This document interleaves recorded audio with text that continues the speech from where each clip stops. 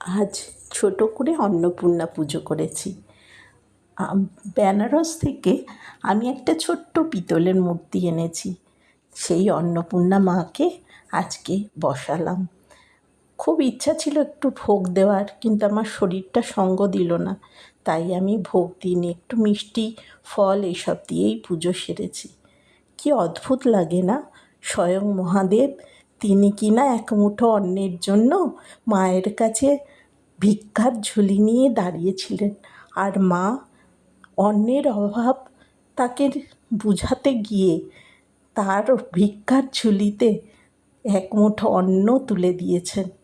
খুব ভালো লেগেছে ভাবতেও যে মায়ের কী সৃষ্টি। মা বিভিন্ন রূপে রয়েছেন, তেমনি মা অন্নপূর্ণা। আজ বেনারসেও বিরাট করে অন্নপূর্ণা পুজো হয়, ভালো লেগেছে, সেটাও আমি দেখে এসেছি। শুভরাত্রি, ভালো থাকবেন আপনারা।